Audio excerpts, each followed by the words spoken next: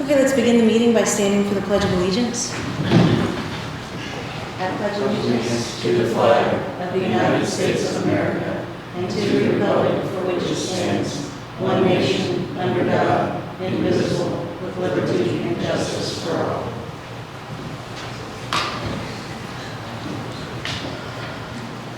Okay, we'll start off with roll call. Dan Rottinghaus. Here. John Estridge. Yep. Bridget Hayes here. Curtis Ward. Rick Whitaker. Here. We do have a quorum. So we'll start with the approval of the minutes of the regular meeting. I move that we approve them as written. From April 1st. Is there a second? John motioned. Is there a second? Second. Dan seconded. All in favor? All opposed? Motion carried.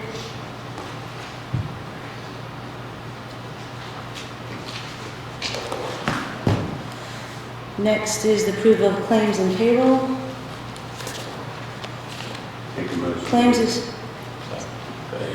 is $267,860.73. Is there a motion to approve? Make that motion.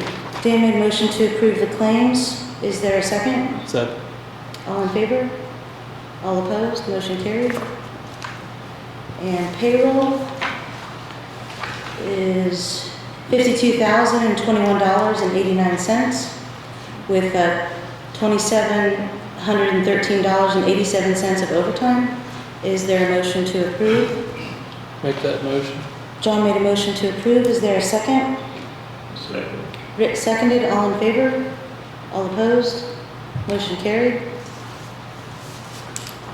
Next is Amanda Kaiser from Frozen Flamingo. Yes. So, So I was just wanting permission to be able to use the town lots again. I used them last year to set up, we used the pool mostly, but just to be able to do that again. Do you remember what was the agreement from last year? I think, like for the week coming up, I let Jess know like where I was going, like what days I was going to be where. Do you know like how many times or how often that was, or was it just? It was probably 2 to 3 times a week, like once I was approved. Okay. All summer. Yeah, until probably September, maybe August, September. Yeah. Did you do just the pool parking lot, or did you do the town? We did the old Rosenberger's parking lot too a couple times. Yeah. Was it for different events or just set up? Just set up, yeah. I think we would just need notice if we did that again for the municipal lot, so we can make sure Rocky could clear off ahead of time a spot. So how does the council feel about allowing this again this year? There weren't any complaints last year, was there? No, we didn't have any trouble, and I think the pool kids loved it. They did. The parents think. I make that motion, we approve it. Is there a second? Second. Is there any more discussion? Okay. All in favor? All opposed? Motion carried. So if you just, I guess, Gina, can you just? You have my email? Yeah. Okay. I can just let you know. Email me, like that week of the dates, and then I'll make sure. Okay. that they're written down. All right, sounds good. Thank you guys. Thank you. Next is Tom Cooney. Cool. I gave a package to everyone, I think. I go over it briefly. Won't take too much of your time. This is an update. I'm not asking for anything particularly. I just want to update you where we are with this project. A few years ago, our pickleball club became aware of the agreement between the state and the town and the county that was going to mean that the site at 9th and Mill, where the salt dome is, was going to be owned by the town. So we got together some people, Bob O'Brien, I think was our spokesperson, and asked the town council at the time, Curtis Ward was president at the time, asked if that area could be designated for pickleball. We got an enthusiastic response. Council was all for it. They asked us to come up with a plan. We went, formed a team. Some of our members are here now. Jeff Siebert, Bob O'Brien, several others. And we started looking at the site. And we realized this isn't just about pickleball. There's an opportunity here to make this a really legacy project for you, for the town, to be able to pull this off, to make this old, ugly site and convert it in such a way that'll make it attractive and fit in with what you have basically is a recreation district there with all the other amenities, the aquatic center, the basketball courts, the playground, the entrance to the town park, with all those amenities. So we thought we had to look at it a bigger way, take a bigger look at this and look at what other opportunities we might have for developing that ugly site into something we'd be proud of. And so basically we're looking at an enhancement of what we have is a recreation district there. And this would be a really nice addition. A couple of things we learned when we started working. Well, one of the things with one of the first the architect we consulted, told us that you cannot get enough pickleball courts. You cannot get too many. Get in all you can. Right now we're bursting at the seams. We have too many players, more players, not too many, but more than we can accommodate. The outdoor courts are in bad shape, so we need something new. So we have 8 courts built in there. One is wheelchair accessible. They are playing pickleball in wheelchairs now in sanctioned play. And we found we don't need to do it all at once. Anything would be an improvement. And I see you already made some improvements, tearing down an old building, clearing up some of that land. So we can do this in stages as the money becomes available. We're looking at project costs. You've probably seen these. The one architect did give us an estimate, or a quote, itemized, was for $1.1 million for total.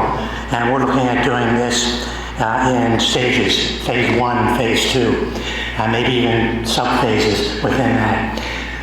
That might be high bid because what we had built in to the plan when we developed it was a tennis court in phase 2, which is expensive, and some other things. So we're thinking it may not be that high a cost, and like I said, we can do it in phases. So phase 1 came out, we're basing that quote on our fundraising efforts, that quote, to $831,471. Phase 2 will need to wait until the county no longer needs the soft dome, and we're looking for input. We raised all the ideas we had for phase 2, and we decided to get more input from the community before we developed that. So phase 1, we're talking about 8 pickleball courts, restroom, shelter, storage, electric lines, fencing, acoustic fencing near the neighbors, games, gates, and benches and canopies. One thing I know you were concerned about, and rightfully so, is sustainability. You took on up with that aquatic center. I know that's costly. These funds will be raised by, not by us, in conjunction with the town, and we're looking at a sustainability, including a start to include a $10,000 in money in our fundraising goal to be start an endowment through the community foundation, which would help sustain the ongoing whole recreation district. So that's one idea. Also, we have a vibrant group, as I said, pickleball players and others who are willing to help out. I see that we could start a Friends of the Recreation District group that would be able to provide volunteer hours to take care of the land and also to help raise money and provide events and ongoing activities there. So fundraising progress so far, we have $10,000 grant from the Franklin County Community Foundation. We're counting on help money, and we're hoping for ready money. The Pickleball Club has raised about $1,000 with the Eclipse t-shirts we sold, and with the events, we're signed up for the IGA Cookout, which is a good fundraiser, and we're willing to do a lot more. We're applying for other grant money. Nicola Hyde of funding is probable. We met with them, and they're very excited about getting a project in Franklin County. So we're hopeful they can provide funding for that. Also, on the other side, the hospital fund might be willing to, we can approach them after that to see if they want naming rights, and will give us money to finish off the project. We established a pass-through account with Franklin County Community Foundation. You see our QR code on the page. We have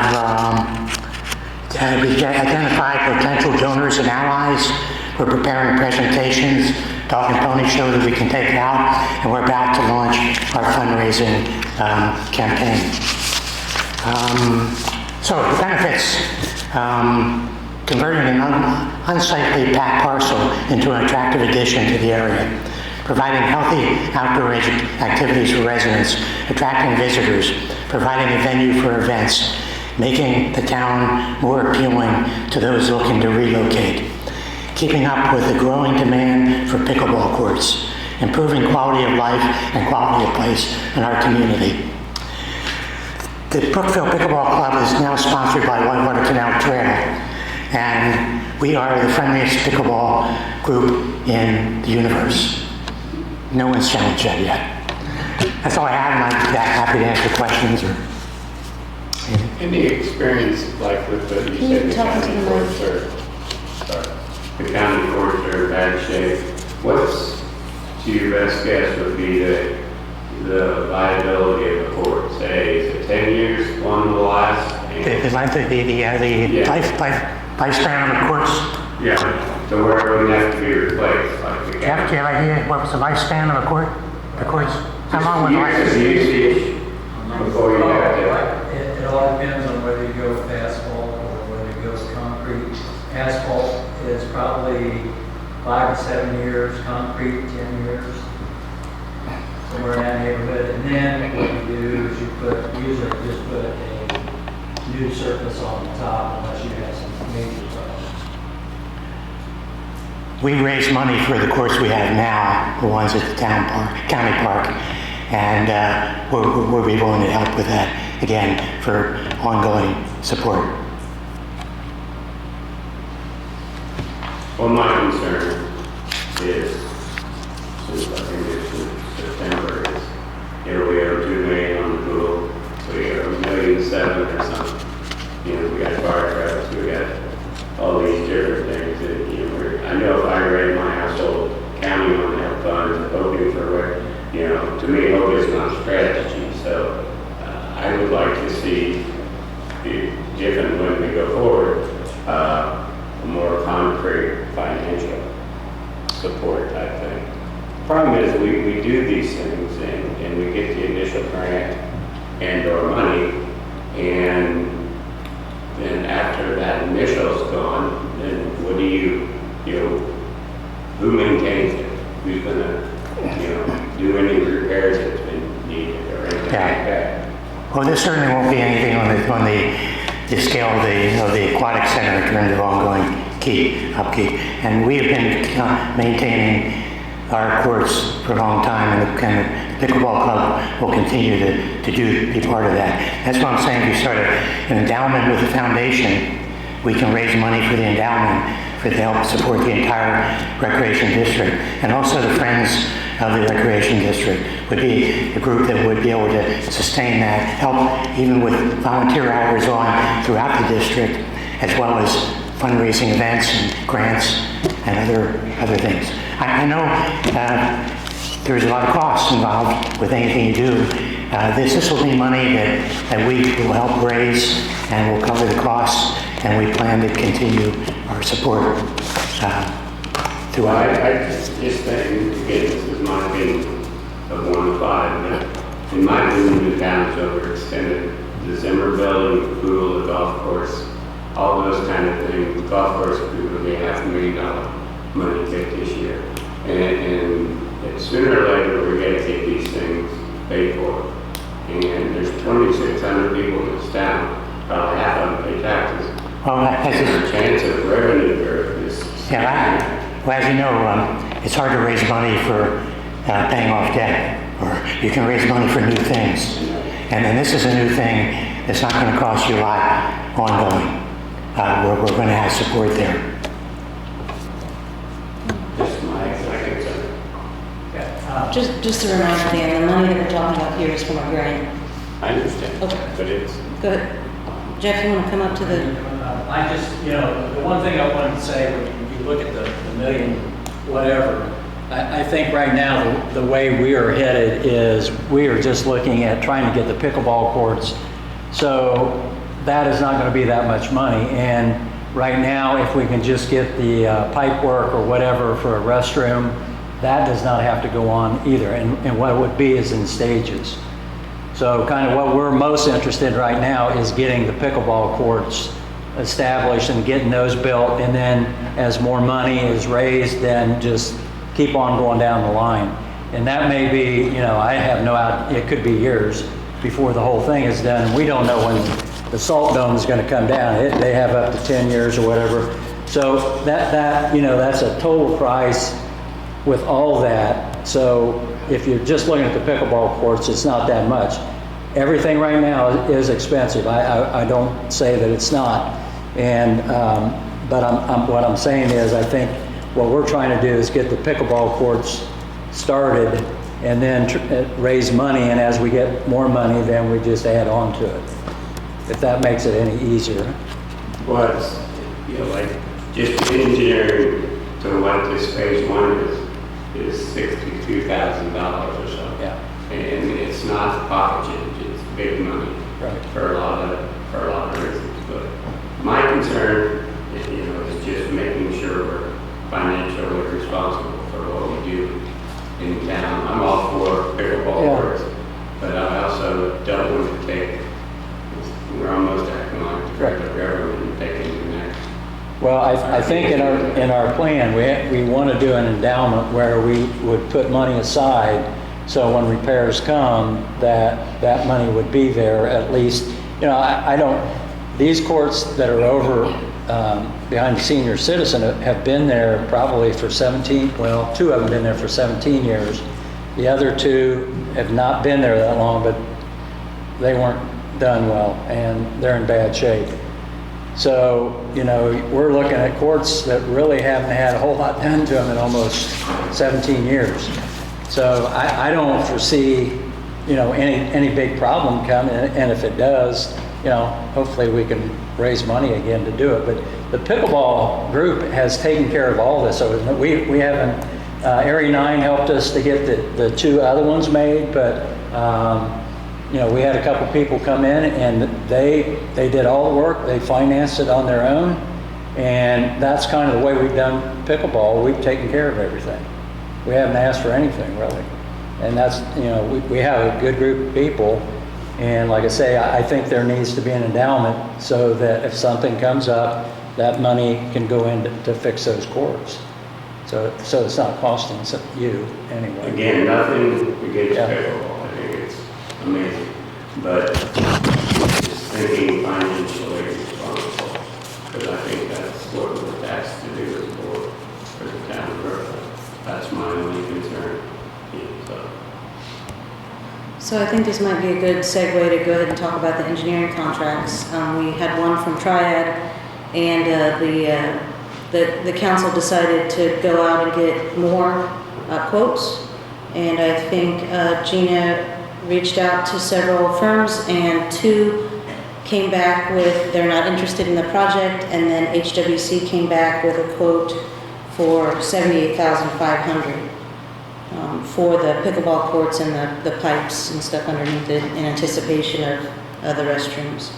So what does the council feel about the 2 engineering quotes that we have now?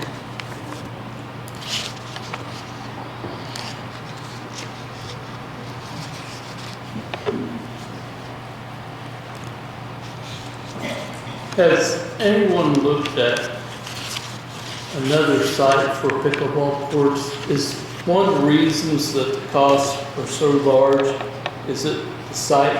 I've been told by an excavator that to get the proper drainage and everything on that site, prepare it for courts and other things, that's what's driving up the costs. And like Dan, I'm all for pickleball, but have we looked at other places we might put them that would be less expensive than this? If you, then what are you going to do with the current site? I mean, I think it's imperative that the town do something to beautify that site, particularly once the salt dome comes down. You're missing an opportunity here if you just let that go to rot. So I think that's the best location for it. And I don't know if you're going to have that much infrastructure difficulty. There is cost involved, but there's cost involved with everything. And we're here to help manage that cost and as best we can and to help raise money. To answer your question, no, because it was a perfect marriage, empty site, ugly site. The pickleball club came on pretty much at the same exact time. The health program came on pretty much the exact same time. It seemed to be a marriage made in heaven. Well, if we just did pickleball courts, do you have an estimate of how much that would be? Based off of the triad that I think it's 500,000 just for the courts. And how much money do you have from HELP? I think it's gonna, well, depending on what the council decides maybe tonight about Randolph Park, it could be, because we have 500,000 left, right, in help, about. So if we spend, let's say, the cheapest playground equipment at Randolph Park, that would leave us 400,000. And then we have the Franklin County Community Foundation, which is 10, and the McCullough High, which is 25. So that's a little bit more. We're getting closer, but it's close. Well, I think if we do the pickleball courts there, we've got to put restrooms in. Roger that, but the restroom quote is like 200. Yeah, So and that, I know, but if we're looking at making pickleball courts, we have to put restrooms in. understood. Yeah. We also have to spend the help money by December, so that's why this push was, I mean, at worst case scenario, we can open the football bathrooms. That's quite a way away for people that have some age on them Well, to go, if they need to go to the restroom. I mean, if we could put, Talking as an old person. understood, I mean, we do, at the senior center, there is a little distance to the building, so that's not unheard of, but we could think about putting, porta potties in there if that would help. But again, this has been the plan for over a year, so that's why it really hasn't been brought up about putting it anywhere else, because we have to do something. People want to do something with that area because it's so ugly, and we bought it. So that's kind of where we're at.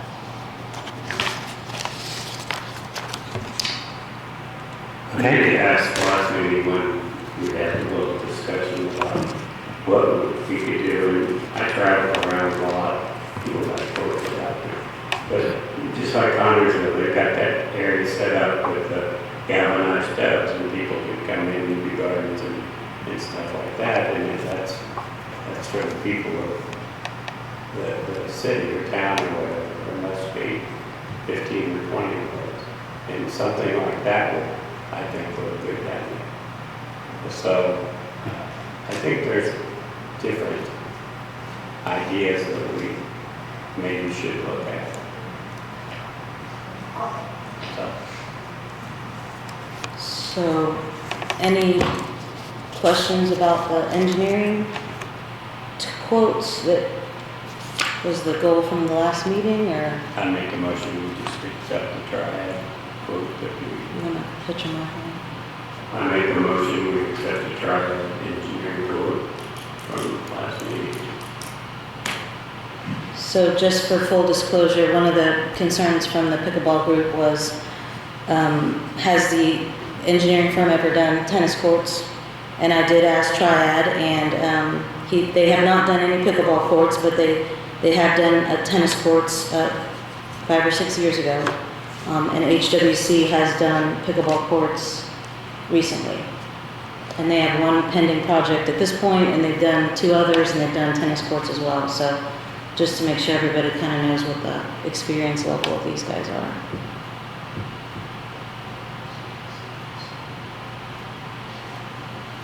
So Dan made a motion to accept the Triad quote.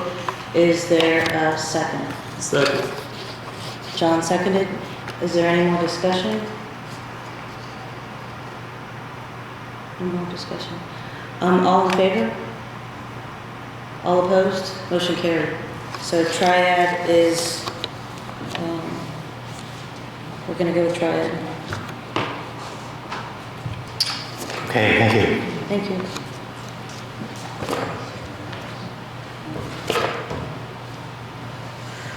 Okay. Next, I'm sorry, I forgot to do these. Oh, sorry, I forgot to remind you. I noticed Amy's in the, Amy, you're just here for this, right? Sure. You're just here because we asked you to I'm come. here at all. Thank you for coming. So, first of all, thank you for coming. So, one of the things that the council wanted to do is to honor those people that did a lot of work for the solar eclipse, and we wanted to just give a certificate of appreciation to our department heads and to Amy Lindsay from the Emergency Management Director and from Main Street Brookville, because the work from our department heads and these two organizations, along with many, many other organizations, there's too many really to thank, but we wanted to highlight you guys because we know that you guys did an amazing amount of work, and it was a phenomenal activity here in Brookville. We had a lot of great visitors, maybe not what was expected, but the visitors that did come had an amazing community level experience. They really saw what Brookville was all about and how beautiful it is here. So we just wanted to say thank you. So if Christine Craig, Amy Lindsay, Terry Mitchum, and Tim Ripberger, if you guys could come up and get your certificate. Can I take a picture? Yeah. John, you want to come on down? Or all of us are really come on down? Yeah, I think Rick, we can take a selfie. he wants to come to you. Me and Rick just want to do a selfie.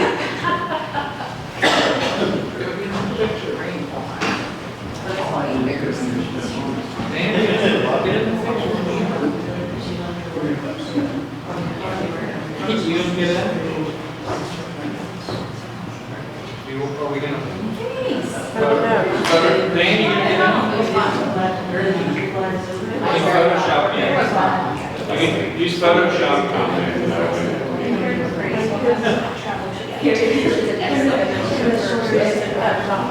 Working with them.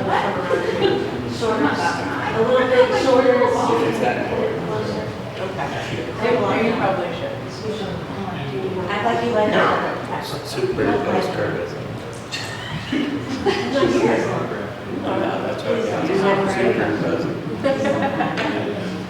what everybody's wondering what I just got my knee replaced. But I'm getting there. I offered. You're gonna kneel down. No, I wouldn't recommend it. not you a thing. Act like you like it. 1, 2, 10. Jeez. I'm gonna take a couple in case I bump your thumbs. Thank you. Thank you. Thank you. Thank you, guys.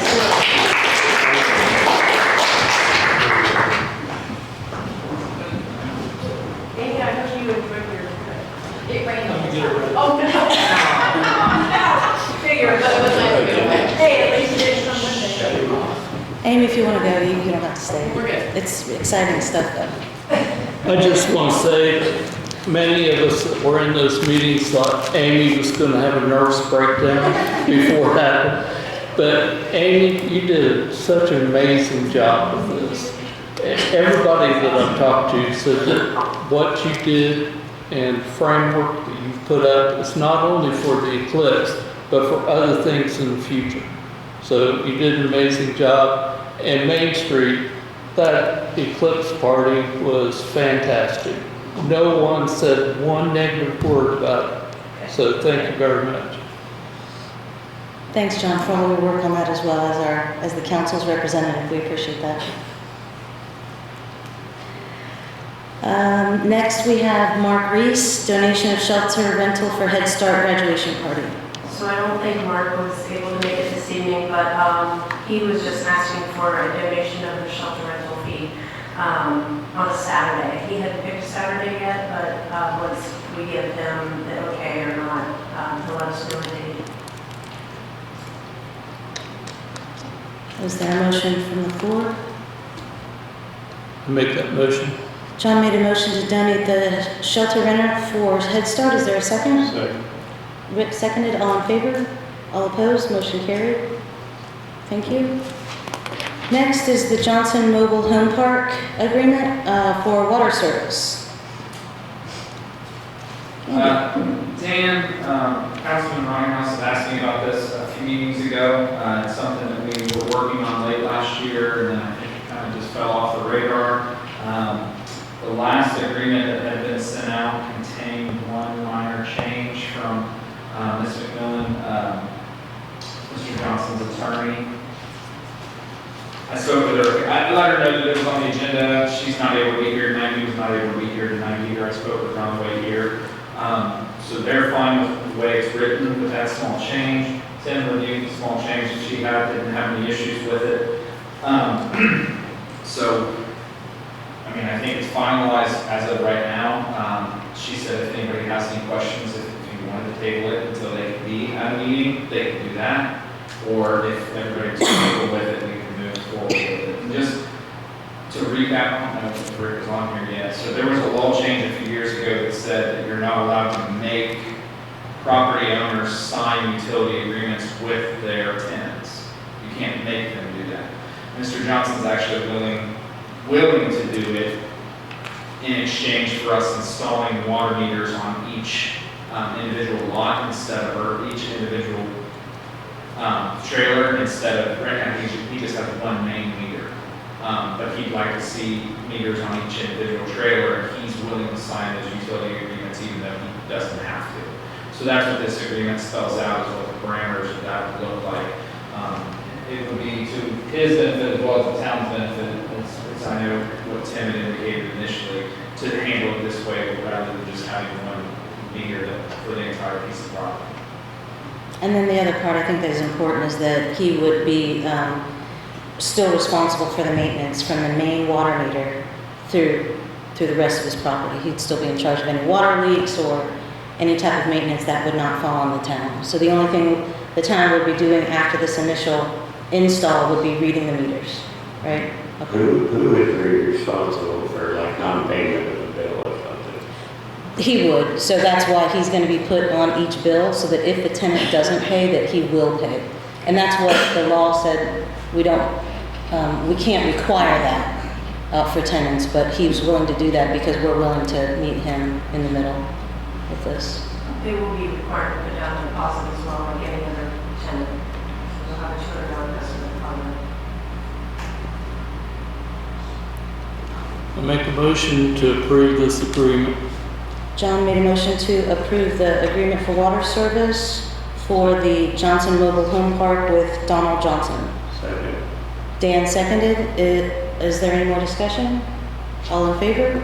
All opposed? Motion carried. Just have a place for Gina and I to sign this. And Dan, just for a specific answer, once a tenant is 60 days past due, he's to be notified, and then it's his responsibility to bring that account current. I don't know. And then it's between him and the tenant to. I don't know what the turnover in that park is. So that was one of my concerns, is somebody just up to leave, you know, and we get stuck with holding that bill, you know, or trying to go collecting. That would be my only concern about getting into the agreement, if that's not addressed. I think that's been addressed already, where Don has already agreed to pay that. But when I talked to him about turnover, he said he doesn't have very much turnover at all. It doesn't seem like it. So I don't think that's an issue. And we will be doing our part, the waterworks will be doing their part also, as far as if someone doesn't pay the bill, we can turn the water off until they pay it. And then if they would have to move out after that, then Don said that he would take care of the bill. So there are several things that can be done before it comes to the point where y'all have to pay for the bill. So I think it'll work out. Thank you. Gene, should I tell Amber to have him stop down at your office? Yeah, it's fine. Am I able to memorize his signatures? Okay. Next is the Randolph Park playground equipment quotes. So we got quotes from, sorry, I don't have all of the 5 different playground equipment people. So I think we've satisfied the requirement for quotes. Mr. Baldissel, is that correct? For the purchasing authority? Okay, good. So we did get the 5 quotes, and I believe the only one in front of me here at this point is Mid-State. So I think Rocky sent us an email recommending the option 1 for Mid-States, which is a total of $88,565, which includes a new thing in the middle with swing sets on the side for with also an infant swing, and then also a seesaw and a little basket thing. So there's a few options on that one with the, You get more bang for the buck with option 1. yeah.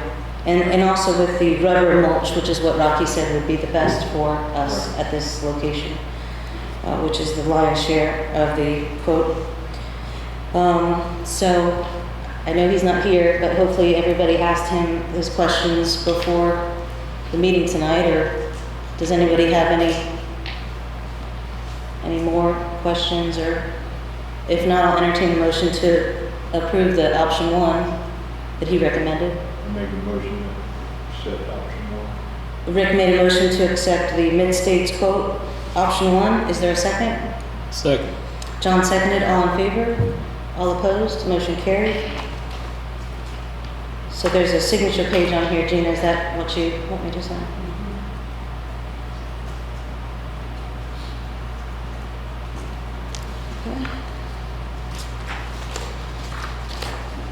Okay. Next is park signage quotes.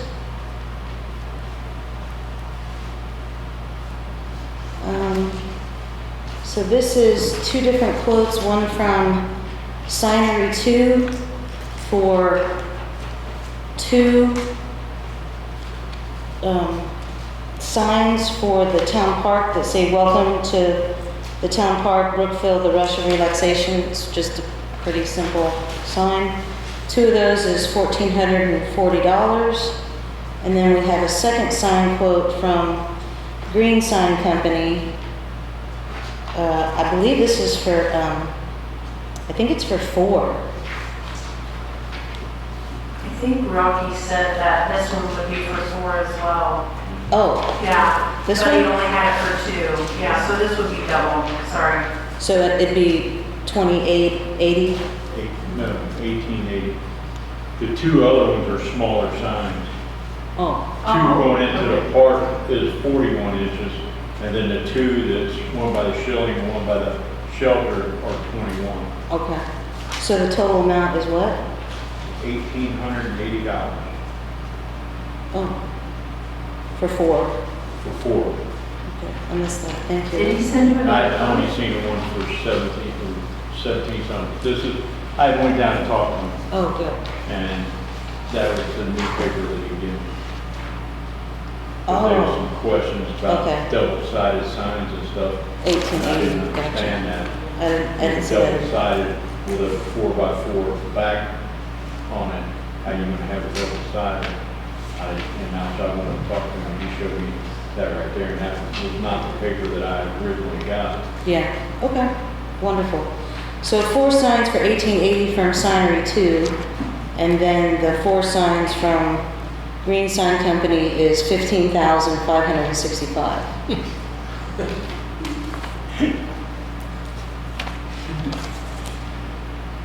Now, Rick, can you turn your mic on? Now, when you talked to Rocky, did he recommend one or the other? He recommended this one here. The Signery? Yes. Way to go, Rocky. He said he could install them Himself, a whole lot cheaper than, yes, I think the other two wanted like $3,300 to install them or something. yeah. He can do it a lot cheaper, so. I think this one is a little prettier because it actually has color to it also, and the other sign just had green and white, so. Any more discussion or questions about signs? If not, I'll take a motion to approve the sign 2 quote for $18.80. I make a motion to approve it. Rick made a motion to approve. Is there a second? Second. John seconded. All in favor? All opposed? Motion carried.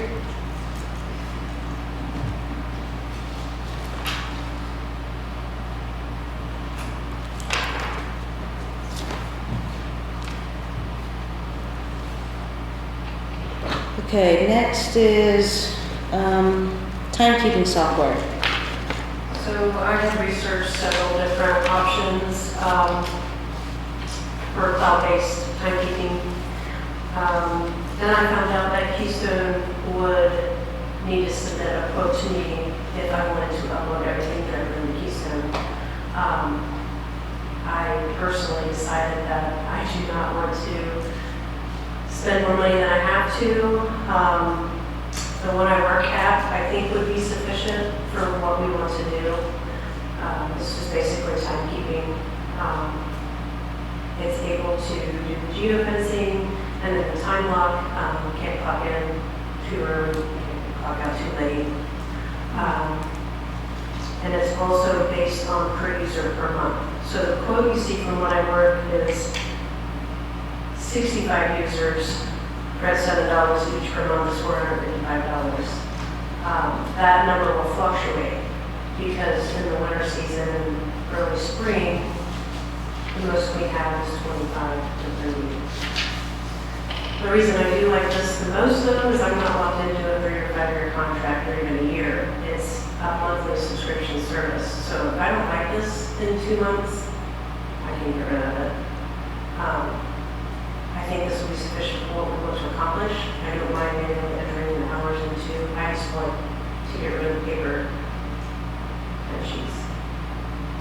So, if you do like this, would you then, let's say, if the summer's over and it worked out well, would you then engage Keystone to create an interface so that you can download it and it's easy peasy? I might see where it's at that point. I don't think that's my big issue. My issue is the actual reviewing the timesheets each week. That's where my time is spent. So I this, would like there's options for the department heads to actually review these and to be able to approve them, and then they'll be submitted to me that way. that's So they awesome. actually have to approve them, and if something's wrong, they have to make their employee fix it, or they fix it themselves. So when you said geo something, could you He said basically they use an address for each location, and they can either log in on their phone with an app or like an iPad. So if they didn't want to put the app on their phone, they can just go into work Just have to go to the tablet. and get a tablet or on their computers Yeah. and just, okay. I don't know, what do you guys think of that? I talked to Gina earlier and Good I to go. talked to Gina earlier and she told me that's what she wanted. Good to go? Any questions about this? I just don't want to be locked into a contract when something does come up in Keystone in the near future, and I'll just stop. And this is with all the part-time as well? For the most part, depends on how many seasonal employees we hire at one time. So, I mean, it could be a higher number than 65, but on Sure. average, it's going to be a lot lower. Right, okay. All right, I'll entertain a motion to approve. I make that motion. John made a motion to approve the When I Work app for $7 a month for each employee. Is there a second? Second. Dan seconded. All in favor? All opposed? Motion carried.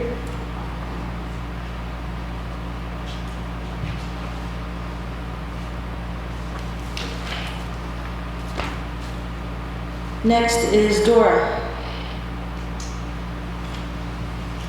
So I sent out everyone this morning, we're Bridget given me the names of the businesses that we're looking at as ready to be or possibly being designated permittees inside the DORA, where your designated permittees are, kind of dictates what the boundary is.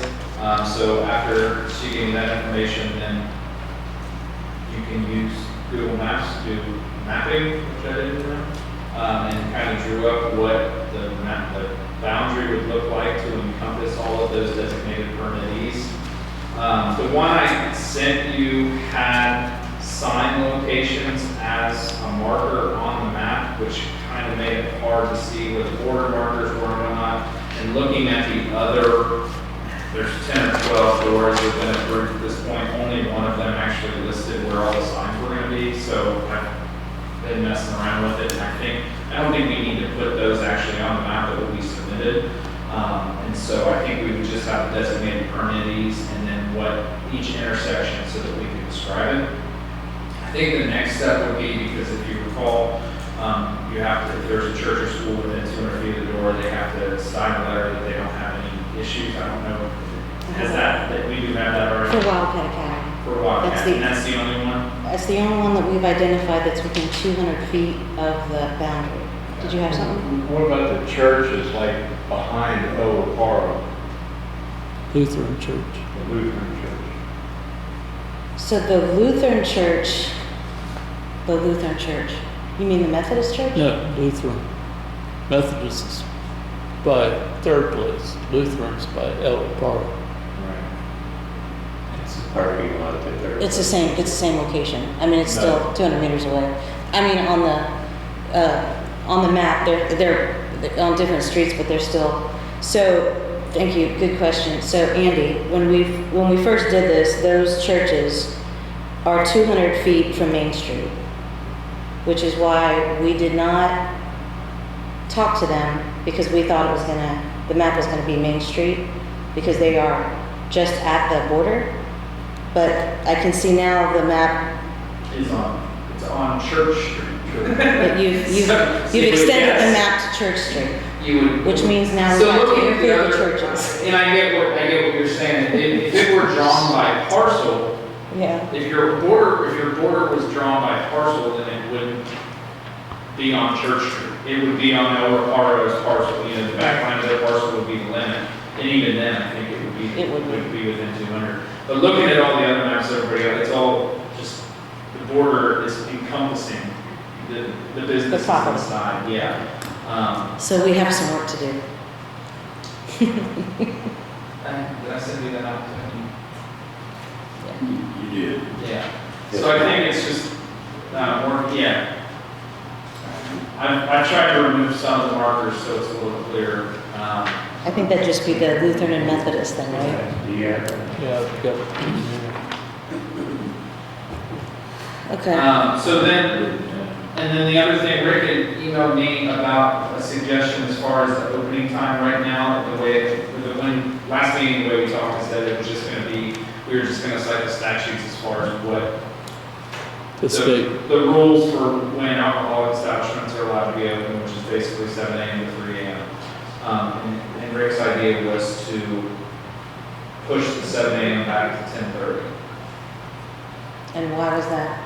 Well, that's, none of the places, that is the earliest any of them places open, is 10:30. And you have school kids getting on a bus right there in the morning, you got Wildcat, their kids, St. Michael's, you got traffic in there, and if you say 7 o'clock, somebody's gonna try it. Right. And I just think we should show more respect That for kids. understood? Thank you. So what are our options at this point, now that we know we need to go get the... I mean, I think if everybody's fine with Rick's suggestion, I can get the ordinance updated. It sounds like the border is or the boundary is what the boundary is. I think the next step is identifying what churches or schools are within 200 feet of that boundary, because you can't get your DORA approved without the letters from them. Right, but does that have anything to do with the ordinance? I would make sure that you're gonna be able to get your letters before I worry about it. Before the ordinance, okay, not after. I mean, I just think, because if you adopt the ordinance, but then you can't get your letters, you know, you're not gonna, your ordinance is gonna be in place, but your DORA is not gonna get approved. Gotcha, okay. So if So this cannot be the first reading of this ordinance? I mean, technically it could, but I wouldn't recommend it. I'd do the digging to see what other churches you're gonna have to get letters Yeah. from, or schools, or whatever. Good thing Christine is in the audience today. She'll get on that right away, won't she? Absolutely. Thank you, Christine. Christine, will you leave me your email address and I'll send you the map? Or did- I've got the map, did Ricky but share yeah, it with you? yeah. I marked it so that if the link were shared, it could be opened by those people also, whoever it was shared with. So I wanted to make sure if it was passed on, that it was able to be open, so. And if anybody else can think of any other church that's within 200, or school within 200 feet of these new boundaries, let's make One sure, right across from the bowling alley. the Methodist, that's the, yeah. So I think just the Methodist and Lutheran would be the two, I think. But, like I said, if any, wait a minute, it's on Church Street? Hey, Christine, Oh. the Evangelize Now, Yes. Hi. the Evangelize Now Yeah, I on forgot 6th about Street. that. Okay. They call it Church Street for a reason, so maybe we should just walk Church Street and just stop at every house. Okay, so Gina, if you can put the DORA on for the next meeting and we can call that as the first reading at the next meeting? Do you think, Andy? Yeah, I mean, I think as long as there's not any issues with getting those letters, I think we'd be, First and second, if we all agree. right, I think you'd be ready to start moving on it and getting things. So when we are talking to these churches, I know part of your concern with Wildcat Academy was the fact that it says in like the letter that they've seen the ordinance and they understand the So we need to process. give them the ordinance. Right, so will it be okay if, as we visit and talk to these people, that we give them, you know, this ordinance I'll to get you, look at? I'll get you an updated one that has the 10:30 start time, Okay, because that's the only change. I think the only other addition from what we had last week was I added the names of the businesses and I added a description of the boundary. And then with Rick's suggested change, everything else is the same. Is there also a church behind G2? That's the Evangelize Oh, you Now. mentioned it. Yeah, that's the third one.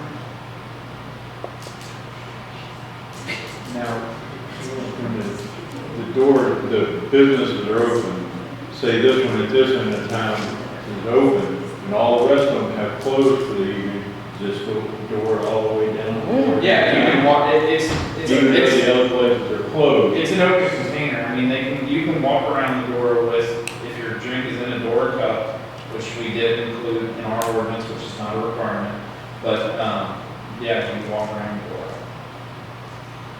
and Main Street will be the spearhead of The the cups. DORA cup. And the businesses can purchase them from us. That way, we can make sure for the town and for the police department that it is one uniform cup that is easily recognizable. And, you know, plus I have some good connections and can get some good pricing. So, you know, and that way it makes it affordable for all the business owners. But yeah, I love the fact that in the ordinance it is stating that a cup, you know, is necessary. It makes it easier for the police department to recognize what's happening. So the way that reads is Main Street would utilize proceeds obtained from sale to assist the town with payment of costs and expenses associated with signage, public safety, sanitation costs, events, improvements, and operations. So I think once everything's up and running, there will need to be some type of separate agreement with Main Street as far as the cups go, and that provision about the proceeds. So we'll cross that bridge later, but something to keep on the radar. Okay, next is the TIF management report. I asked Todd Ackley, President of the Brookville Development Commission, to be here this evening. The TIF management report is a report that needs to be filed and uploaded into Gateway for the DLGF reporting. And every year it highlights basically what members have been involved with the redevelopment commission, expenditures and revenues, fund balances at the end of the year. So this year, for 2024, April 15th reporting is for 2023. So these are all for 2023 expenses. So the report in front of you shows also the parcels information, which I get from LWG, who is their CPAs. He gets the parcel information from the auditor, and then he uploads it, and I get that from him, and then put it in the gateway as well. So one of the new requirements for this year is that the redevelopment commission has to present the report to council. So that is new. I've never had to do that in the past. So I have given you guys the report ahead of time, but I did ask Todd to be here in case you had specific questions on things that are listed on the report that maybe I did not have full knowledge, or how to explain.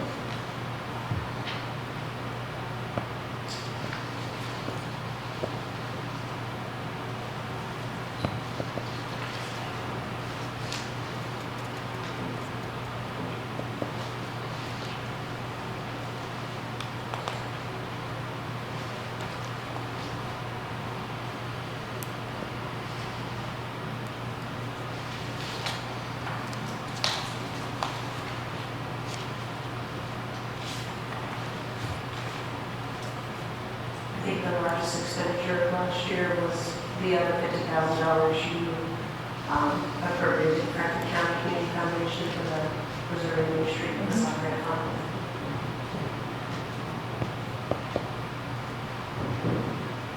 You're doing a great job. I think that covers it. Thank you. Todd. You're doing a great job, Todd. You and your team. He's the best. Do we approve this, or do we make a motion for this, or how to You can make a motion that you accept? accept it. I make that motion. John made a motion to accept the TIF management report for redevelopment 2024 for subject year 2023. Is there a second? So, Rick seconded. All in favor? All opposed? Motion carried.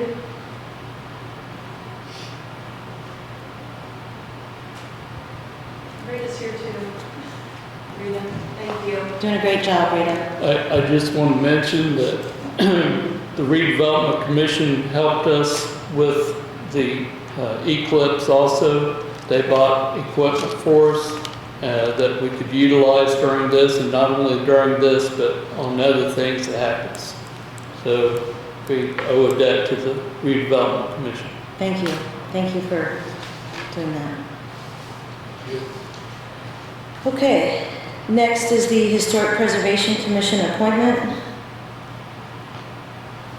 So I guess we received two different people that would like to serve in Paul Moster's for the rest of the year, which I believe his last meeting is going to be August, so not yet, but soon.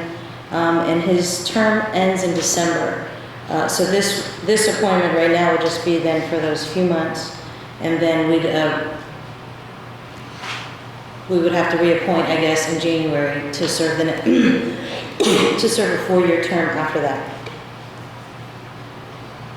So we have two submissions, one from Jess Hansel and one from Rebecca Hamilton. So Jess says, I'd like to express my interest in being a member of the HPC. The reason why is because I was employed with the town of Brookville. The HPC was one of my main responsibilities. I've learned a lot about historic preservation over the years and want to contribute what knowledge I've gained to our town. Thank you for your consideration. I look forward to hearing from you. Rebecca Hamilton, who also serves on our redevelopment, says, I'm interested in filling the vacancy of HPC. As a lifetime resident of Brookville, I'm very interested in our town's history and the amazing architecture and its beautiful buildings on Main Street and throughout our town. Miami University of Oxford, Ohio brought their students here to our Main Street many years ago for that very reason. Because of this interest, I want to see this rich history recognized and honored responsibly and respectively in our town by our town. Additionally, I've lived in my 1860 family home while respecting its historic building features. My family home was the site for Horn's Greenhouse as well as Horn's Heating and Plumbing for many years with our own rich history. I am already knowledgeable of much of Brookville's history of the town and its buildings and am interested in learning more. The incredible history of the town of Brookville and the surrounding area needs to be honored and passed on to the next generation. Looking forward to this new adventure.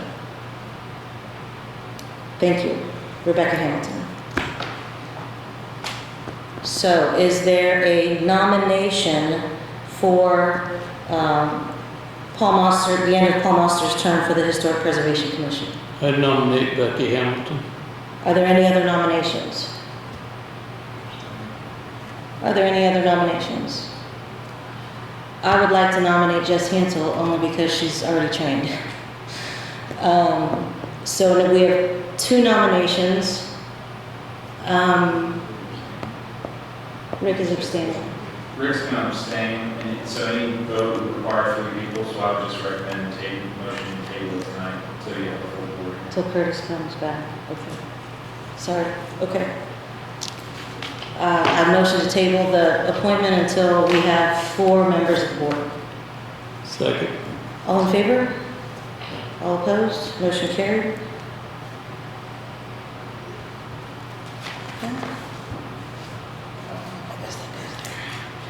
Next is, okay, we skipped that, or we already did the pickleball. Next is building permit number 1007, Brian and Tanya Wertz. This is for a 10 by 20 shed on lot for storage.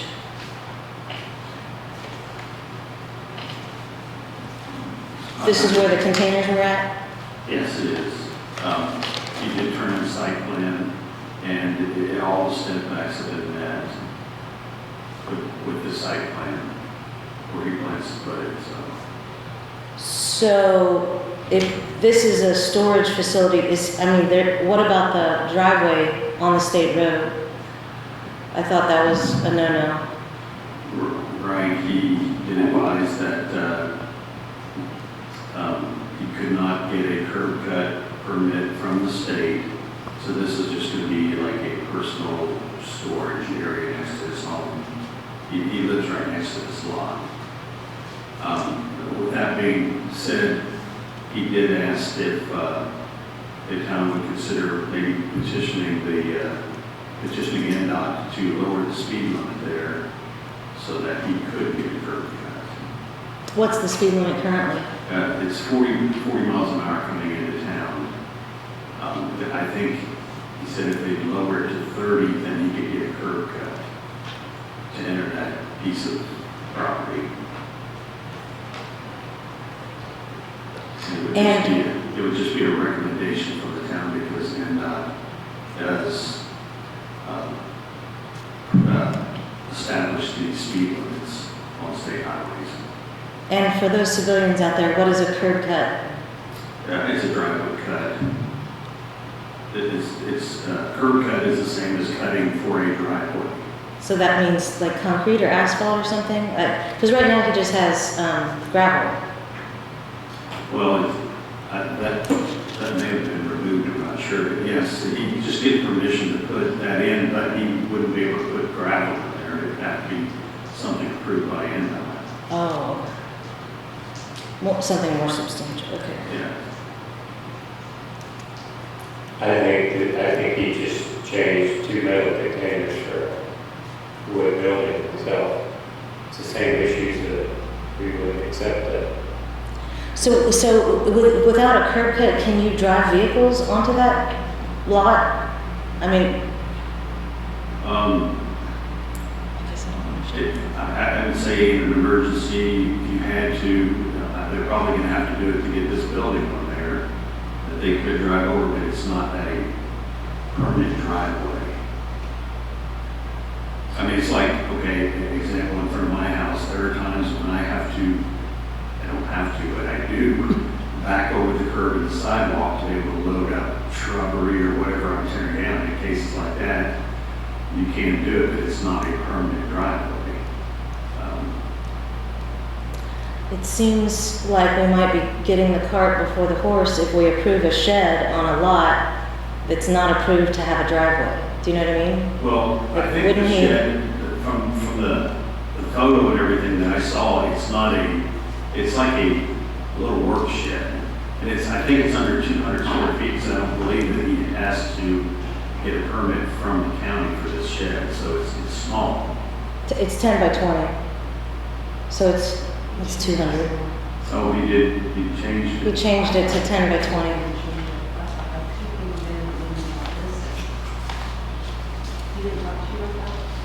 No, he did talk to me about changing the size. So he will have to get a permit from the county then also. Like, again, I just feel like he should get a permit to make a driveway first before he puts a shed on it. Otherwise, he's gonna use the approval of the shed as a reason to get the permit for a driveway. When in reality, he can't really take cars on that without a permit from the driveway, right? Or the curb cut. Not really. He would have to. It's like you parking your car in the front of your house every day. His property is next door, to his house is next door to that thing, but if it is a temple, 20, but the house is next door. You know, We walk the stuff over. Yes, the two properties join each other. I don't know if he can access his property from the back of his house. But, I mean, he can just walk over there. But as far as this shed is not big enough to, pull cars in or anything like that. No, I'm with you, but the property's big enough to where if you have a little shed on it, but you have the property where it's gravel and dirt, you can drive your car and drop off whatever, but then we're basically allowing him to drive the car onto a property that you shouldn't be driving a car on because it's not been permitted by the state to have a curb cut. I'm not sure what his intentions are with this. I personally don't have a problem with him having a storage shed, with him wanting to store things in there. I don't have any problem with it. It's his property, he's paying property taxes. It's adjoining another piece of property he owns. I think we ought to send a letter to the state because I think 40 miles per hour is too fast coming into town on 52 anyway. Would you consider just tabling this until we can get him to come in and tell us a little bit more about the permit? Can I speak about that? Can you hold on just a sec? Would you guys consider, I mean, I'd like to hear from him. So, I mean, maybe if he comes in and says, I'm not gonna ever have a vehicle on there, that'd be great, for me at least. It's none of our business what he wants to do with the storage shed. I disagree. Well, If he's not allowed to have, if the state won't let him have a curb cut, which they clearly have already said that, he can't have a vehicle on there. But we're gonna allow him to have a storage shed on there, and there's plenty of room for a vehicle to pull in. I just wanna hear from him. Well, I just wanna hear from him. Tim can't do what he does, but he does it. He doesn't take advantage of it, but he does it. I'd just like to hear from him. I don't think it's unreasonable to hear from. No, it's not unreasonable, but I just don't think we should be so negative about personal property and property rights. I do have some knowledge. I'm sorry, can you come up to the microphone, Rita? Thank you.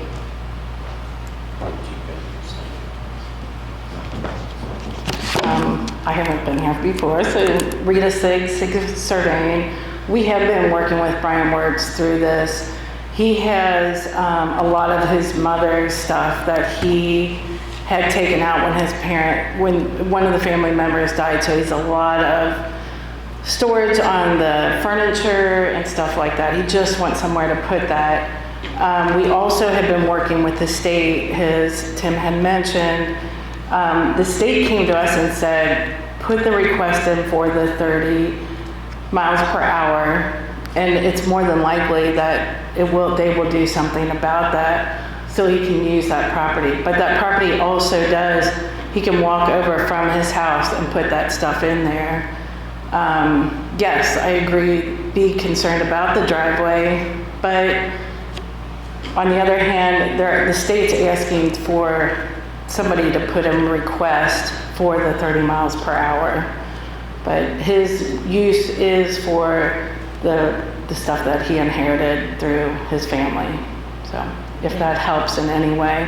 But I have seen the letters go back and forth from the state, and we've been working with him on that for, it's probably been a year. So, and the last thing the state came through was the last email, we'd like a request from somebody to give a 30 miles per hour. And that's not too much, because that's coming right up a stop sign right there by CVS. So it almost should be. Yep. So, I just agree. my opinion. I'd just like to hear from you. It is a fact too, and I have been working with Brian, but just to let you know from a business standpoint, I have seen the letters, so. Thank you. Anybody have questions on that?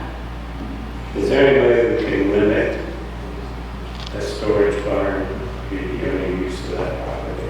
I mean, if it becomes lawnmowers and mowers, that's for seeing kind of, I don't know the guy, I'm not accusing, but I'm just saying those two metal sheds weren't very, must have been rolled over for it. So that would be my concern, but we can't put any limitations. No, I just really think if he worked this hard on it, I don't think it's too much to ask for him to just come in and talk to us about it. I think he'd love to come in and talk to you. I'd just like to table the approval of this until next meeting and ask him to come in. I'm okay with tabling. Thank you. Is that up to motion, a second? Yes. Is there, all in favor of tabling this till next meeting to invite? Thank you. Gina, can you make sure that happens? Thank you. Okay, next is Brandon Ball.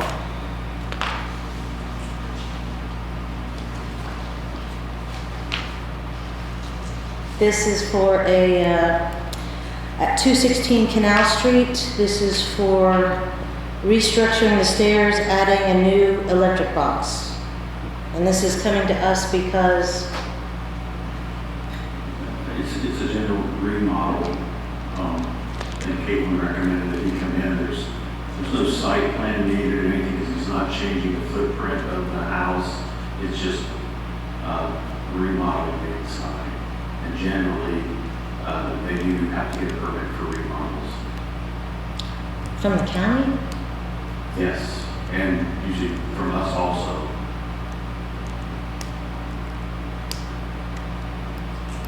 Usually there's electrical and plumbing involved in a remodel. Okay. I thought it was just for outside structure stuff. Okay. Any questions about the application number 1008 from Brandon Ball? Is there a motion to I approve? make that motion. John made a motion to approve. Is there a second? Dan seconded. All in favor? All opposed? Motion carried. So this is good until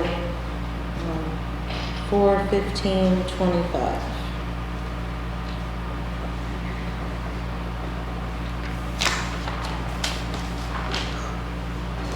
Okay, next is police cars. I think, yes.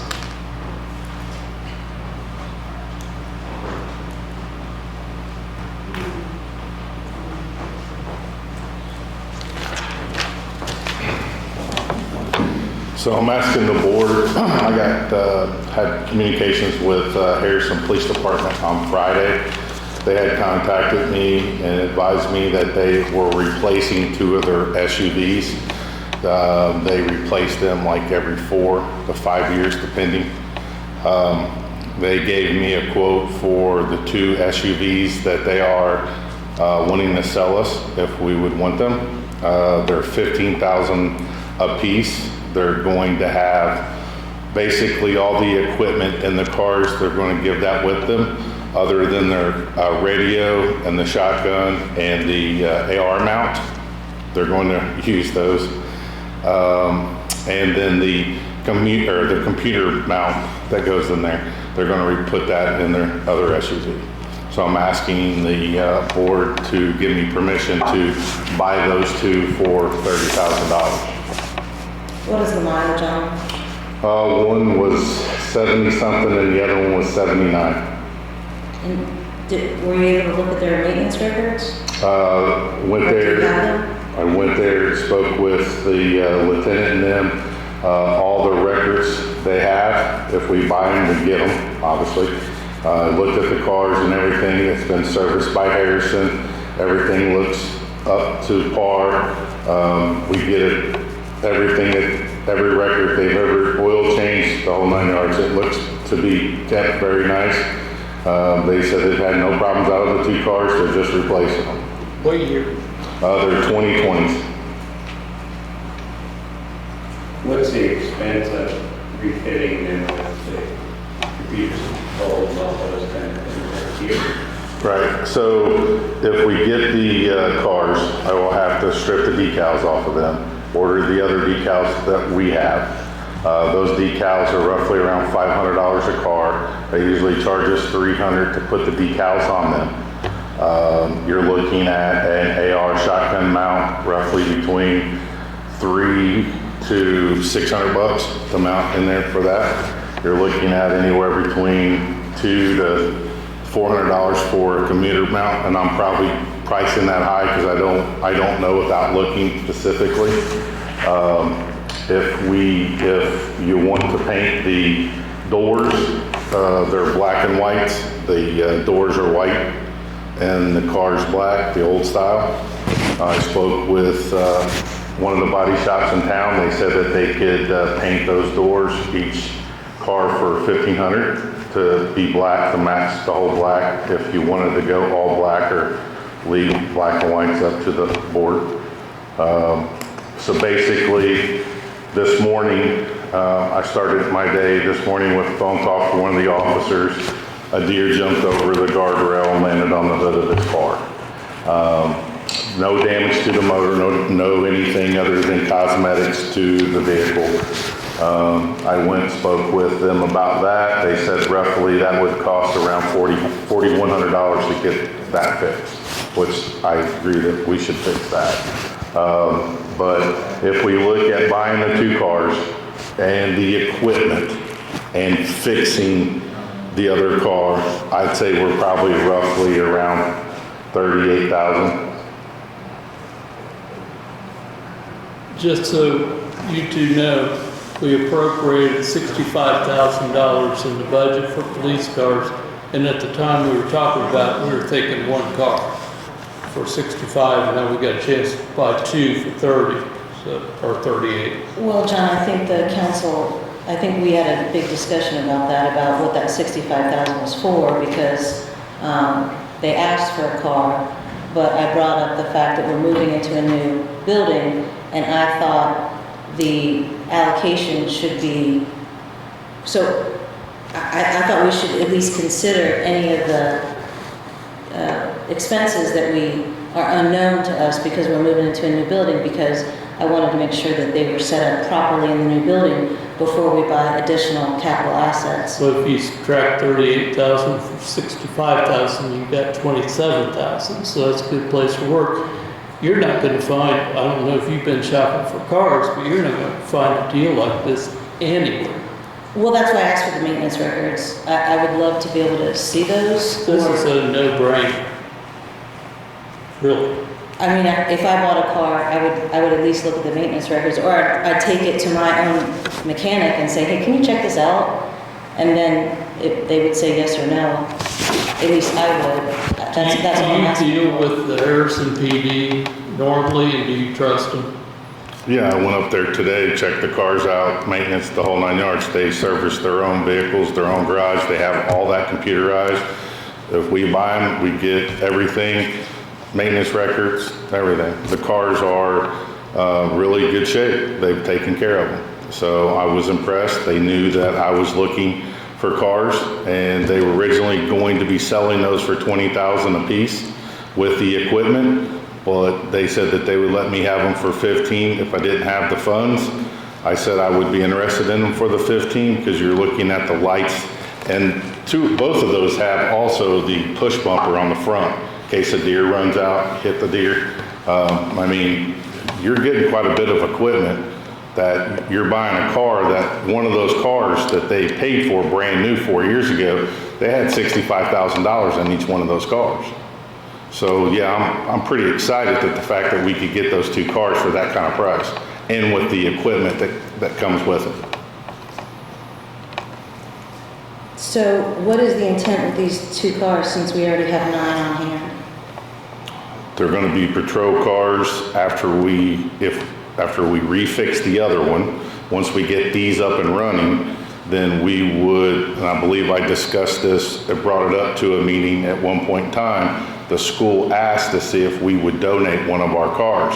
I would give up one of those cars. What? I'm sorry, I don't think I was at that meeting. Okay. Then I've forgotten. Would you mind So the restating the school, school wanting one of our cars?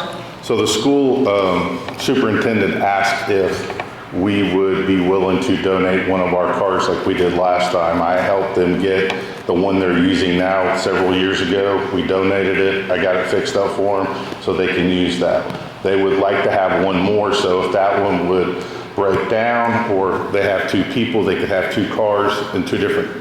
So I said I would pass that on to the board. We have in the past. I just kind of figured that's an option we could do. What does the school use that car for? I'm sorry, I didn't. For the traffic and stuff through the school. So is it a police car? Well, we take out the decals off of it. So why do they want one from us? I don't understand. They could just, it's just a car. The wiring or whatever, we could wire that up so certain lights could work for them. It's cheaper for them.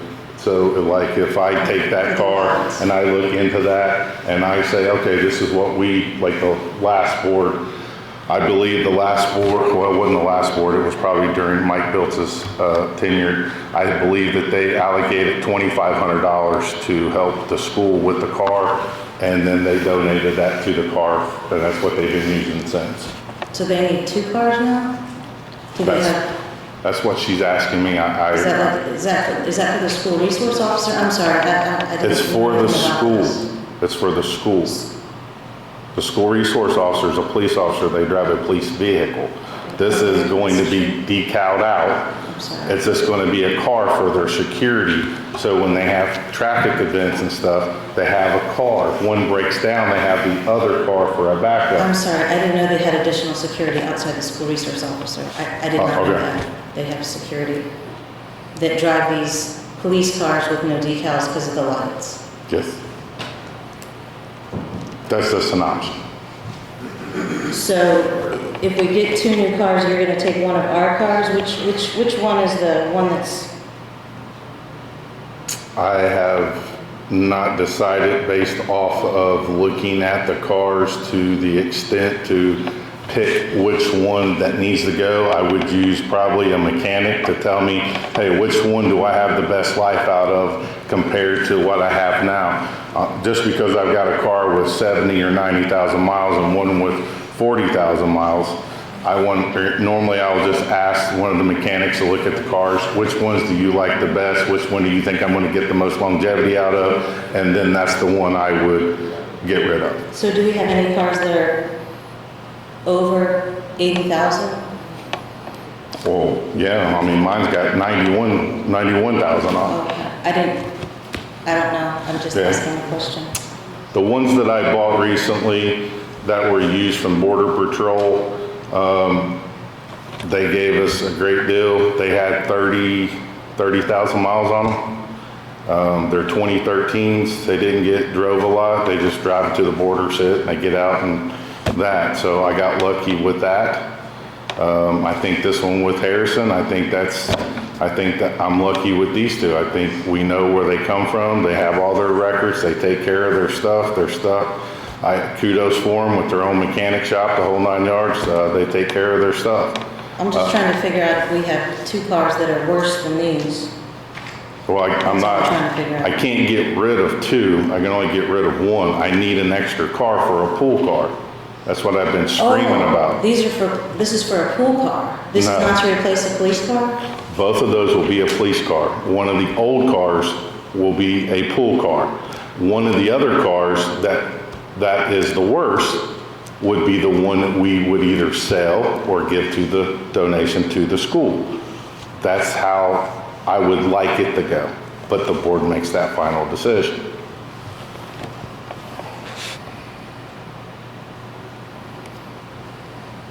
I just think it would be ideal if we knew the maintenance of our own cars and we'd know the maintenance of these cars before we made this decision, so that we could at least make an informed decision. I think that's fiscally responsible. I just spent today up there going through the cars and doing all those checks to come back to tell you that they all check out. That's what I spent doing. I believe you, it would be nice to see the records, that's all. At least know what our mileage is and what the maintenance is. I mean, I like to make decisions that are based off of facts, and I appreciate your recommendation, but I just want to look at the paperwork before we make this decision. If you're ready for a motion, I'm ready to make one. Does anyone have any other questions? Go ahead, John. I make a motion, we purchase these cars. John made a motion to approve the purchase of 2 police cars from Harrison Police Department for $15,000 apiece. Correct? I don't have any paperwork in front of me. Is this, hold on. I'm sorry, go ahead. Is there a second? Rick seconded. Now on to discussion. We don't have any paperwork or anything. Shouldn't we have a piece of paper before we make a decision about something that we haven't seen? So I can answer that for you.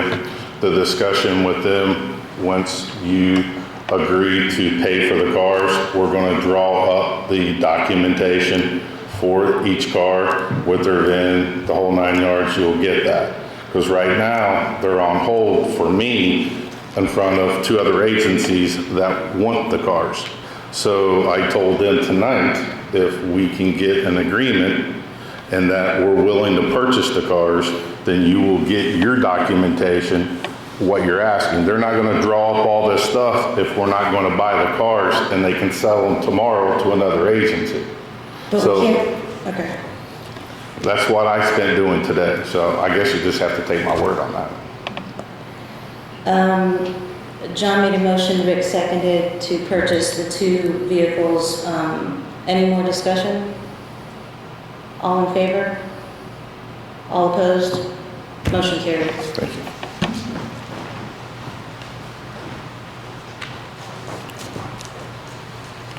Next is pool managers.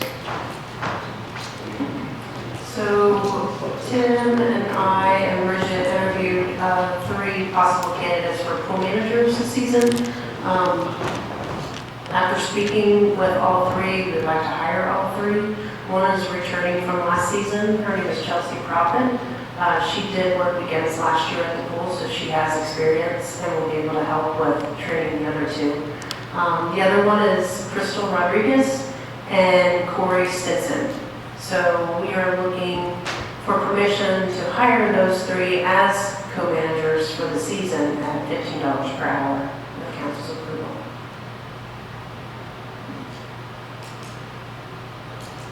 I make a motion to do that.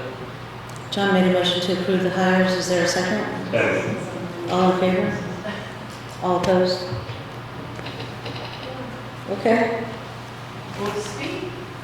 Motion carried. Motion carried. The council gave permission to hire those 3. Didn't you say you wanted all 3? Right, yeah. Okay. Thank you, Gina. Is that all for the pool? Okay, yes, sir.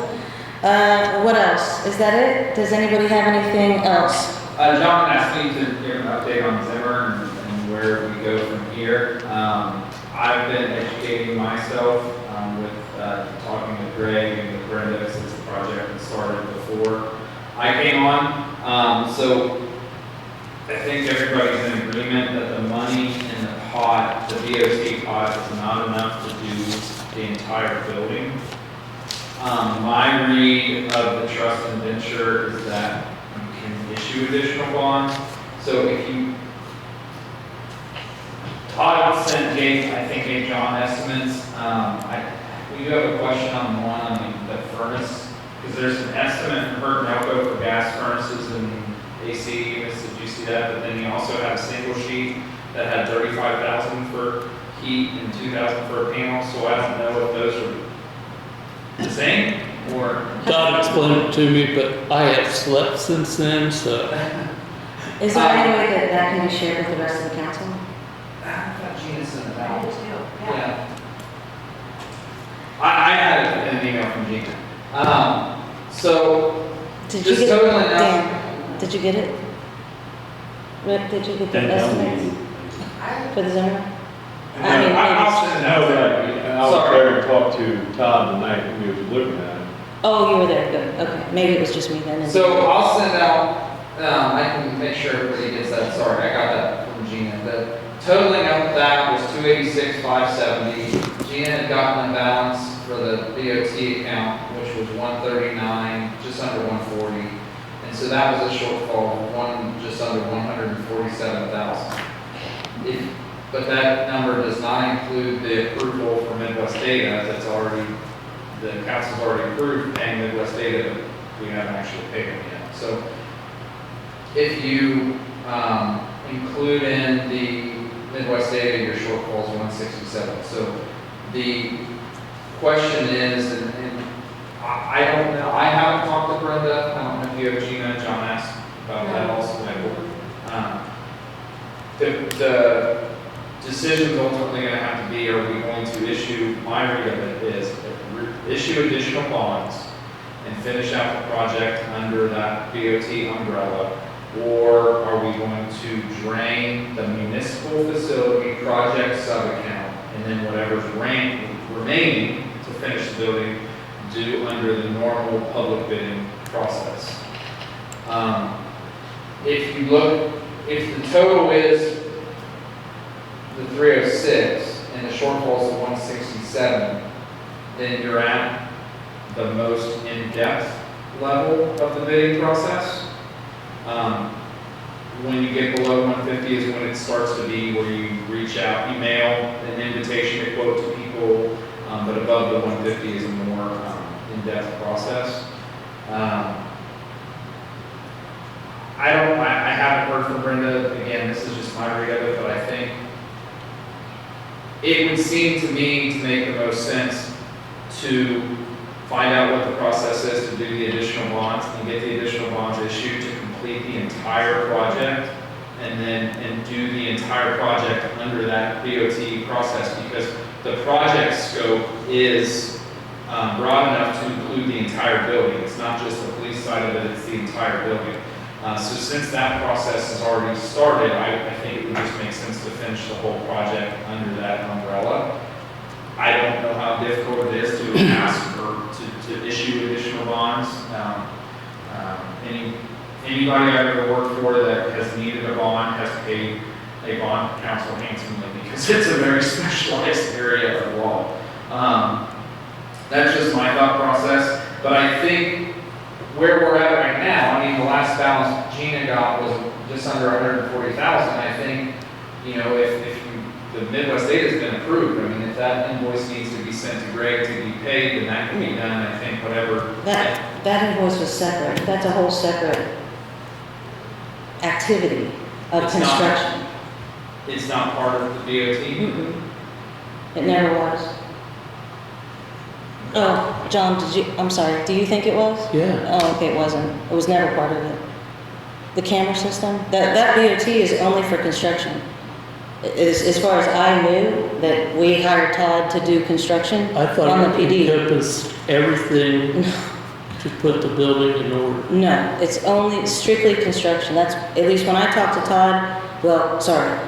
The BOT process was simply construction to make the, you know, plumbing, electrical, heating, and the walls, construction.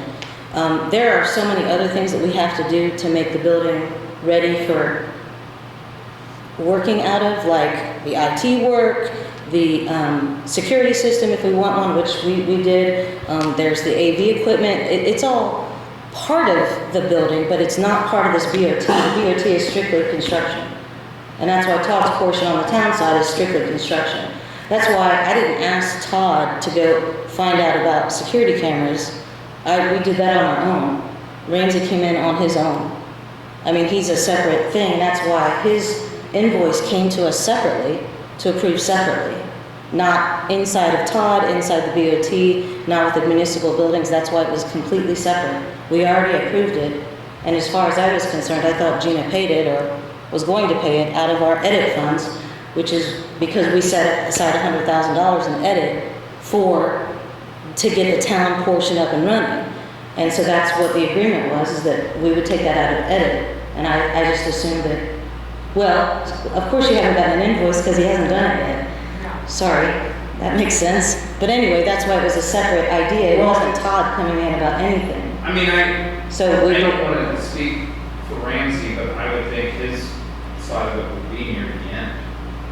Once the build out's done, I mean, I walked through the building, I wouldn't know where to put cameras. So right, so we've already. It's not built out. So it's easier for them if the ceiling is open? And that's why they said, when are you gonna finish the ceiling? And that's why I kept asking Todd, how much more time do these guys have to install the cameras while the ceiling is open? And then. That's also why we want to do the heating and air conditioning now, because it's all open. Well, I just want to make sure that, as far as I'm concerned, if the estimate for the town side is 147, then there's no need to add Ramsey's invoice on it and put us over 150, putting us in a more difficult category. That security system has nothing to do with this BOT construction project. Okay. Which is good for us. Get to 147, and then I guess you would just want to. I guess Gina would need direction on where to hang on that. It's from We edit. appropriated money in edit for this. We already did that. Okay. So my question, Andy, is why do we have to get a bond for money that we've already appropriated in our budget? I'm not saying we have to. What I'm saying is there's a shortfall, and you're going to have to decide how you're going to pay for the shortfall. Well, we've already put a lot of it in our budget. Okay. So there's no shortfall. Okay. So then. Well, there's some, but not. I mean, then. I mean, I'm not a construction manager, but I think the way forward is to say, Todd, we have $139,743 left under the BOT process. Can you please do whatever you can for that money? And then at the end, when it's gone, what's our punch list of things that aren't finished? And then you do the normal bidding process to do. Right. Again, I've already had that conversation with Todd before you came in on this, and I said that exact thing. I said, do everything you can to make the police department functional with the money that we already have, and then whatever you're able to do it on the police department. That's the #1 priority. And then let us know how much more it's going to take to finish the town side. That's what I've said to him for 6 months, ever since he came on the project. Some of the things for the police department are interrelated. For Gina's side, I mean, it's hard to say, I'm gonna need this much money to finish police because it's together. He's never explained that to me, so I didn't know that. So Yeah, like the HVAC is all tied together. Yeah. So again, with the HVAC, I told him, tell me what you can do with the money that we have and get us by for a year or two with the current HVAC, and then how much it's gonna be for a brand new HVAC, so the council can decide, what do we want to do? Do we want to get by for a year or two, get the police department up and going, and then worry about it in a couple of years, or do we want to take the hit now? I said, I want the council to have some options to decide, and then I never heard back. And again, this conversation was had with him months ago.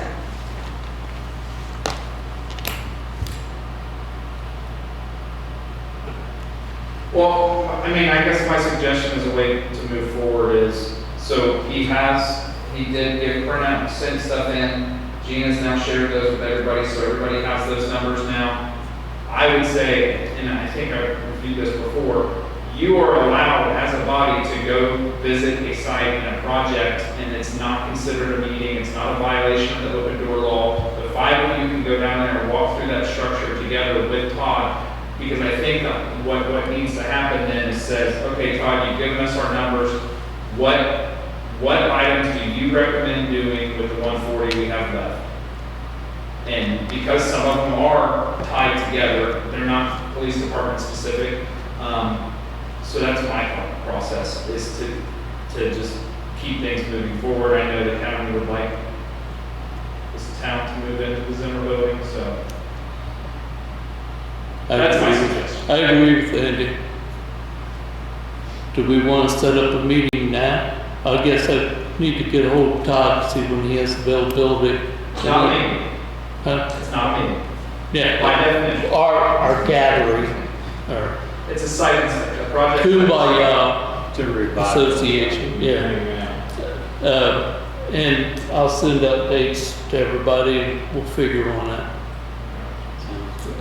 I think we need clarification too on the heating system, the hurt Noka. Yeah, you'll see in the first two pages, the first page is a Hurt Number quote, and then the next page is from Todd for gas heat. So I don't know if those are one and the same. If those are one and the same, that's a good thing because. I think it is. Okay, then that would be a reduction of, 35 grand, which would bring your shortfall from 147 to, 112. I don't know what we budgeted for this year. We budgeted 100,000, which is what I told Todd 6 months ago. We have 100,000, what can I get for 100? Can I get the town working for 100,000? Let me know if that's gonna work, or if we're gonna go over budget. So I understand if they decide to, just the police side of whatever is involved, as long as we stay under that amount, we can finish what we can, and then the remaining will have to be bid out. Yeah, whatever, I mean, you want to compile some type of punch list of here's the items that still need to be finished. That's not a punch list. A list of things that still need to be finalized for the building. Estimates on what the cost is, because the estimates will dictate what type of bidding process you need to go through. Then we gotta decide whether we want to bond that so we don't have to go out for bids. I can't imagine bonding that amount of money. It's such a waste. I still don't understand why we just can't. And I forgot about the 100,000. So given that you already have 100,000 budgeted for a project, you're either going to be short 147 or 112 on, then I don't know that doing additional bonds would make sense either. It's just doing it under umbrella, we don't have to go out and get bids, because I'm afraid some of the bids come in higher when we go out to get bids. I still don't understand why we just can't get an invoice from Todd and pay it with the edit money that we've set aside under the BOT agreement without having to go get another bond. I just don't understand why we can't do And that. my thought on that is because the trust indenture talks about, it contemplates the issuance of additional bonds. So your bonds gave you X number of dollars, and for this part of it, this account has 140,000 left. My read of it is if you want to supplement that account, then that's where the additional bonds, issuance of additional bonds comes from. Can we issue our own bond But to ourselves? this is not my area of expertise, and that's where, I don't know what Brenda's got going on. If she could weigh in, I know we've asked a couple times. I've called her 3 days ago and talked to her assistant, and she is in the office. And so I'm like, it's not an emergency legal issue, but I would really like you to get back with us. I Should don't we know. approach that question to Greg? He didn't I don't think weigh in on it this. was. She, I know, but can we ask him to? I don't know Is if this we where ever we can besmirched respond? Brenda. She did respond initially, Yeah. when Gina said, look, I'm trying to help Andy get brought up to speed, Greg and Brenda did respond initially with a bunch of information. But the follow-up question about supplementing this account, Right. we don't really have an answer to. Maybe Greg can ask her if he can do that. I think that might be, maybe if someone else, that Brenda talks to, maybe he could ask her. And just keep us on the email traffic, see if we can get a resolution like that.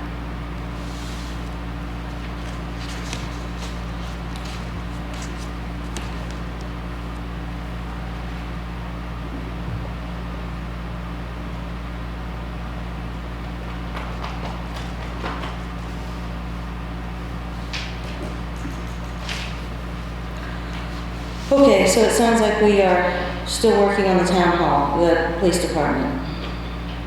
Any other issues with that? Okay. What else? We did that.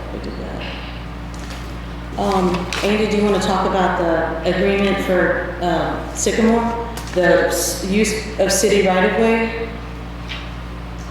Yeah, so there is an agreement for Sycamore to do utility work, that it was a few meetings ago, we talked about kind of this general issue of utility work in the town's right of ways.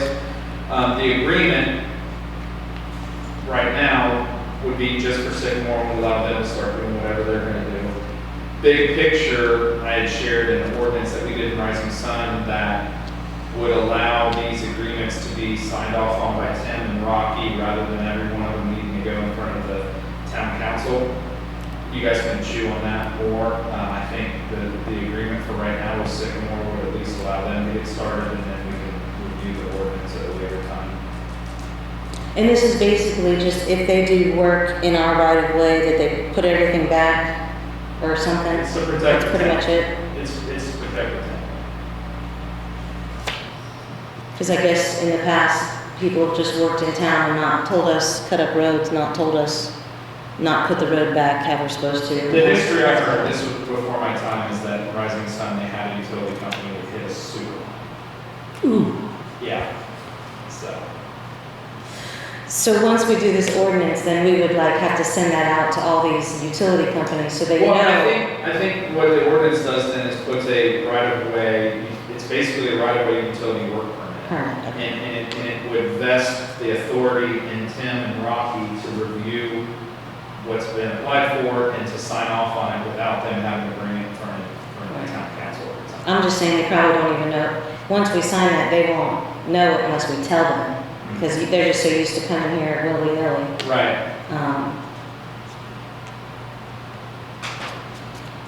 Okay. Any So questions? as far as this though, would just be a motion to approve the right-of-way utility work agreement with Sycamore Gas. I make that motion. Is there a second? Second. Any discussion? All in favor? All opposed? So this is just a place for me to sign? No? They don't have to sign this anywhere? No, Or just, okay. there should be a signature on it. Oh, I'm sorry, there's a Sycamore Gas sign, my bad. Okay. What else? Anything else? Well, I'd just like to mention the golf course report. Oh, good. Which we brought in $77,458.14. And our profit was $2,877. And one of the big things I hear about the golf course is just the number of people they have working up there. And our payroll was $3,600,752. I don't know if that's good or bad. Our golf membership were $50,000, which is really a one-time deal for those people.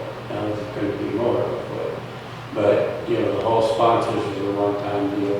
There's just, I don't see anything about fixing the deck, and so I don't know. I just wanted to say that at some period of time, I don't know what we can do to keep moving money.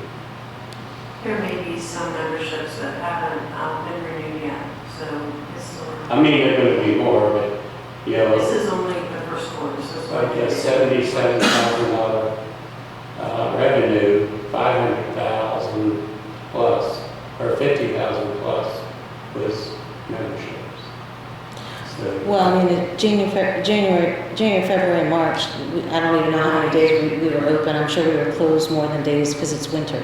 but if you look at it just as a percentage of, what do you have, 3%, 2%, something like that, return?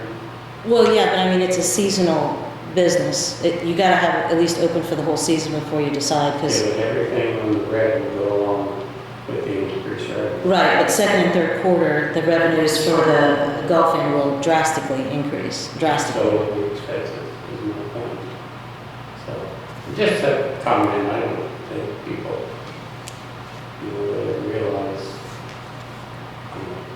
what the golf course is going to cost. That's all I've got to say about that. Okay. John, do you want to talk about residential parking?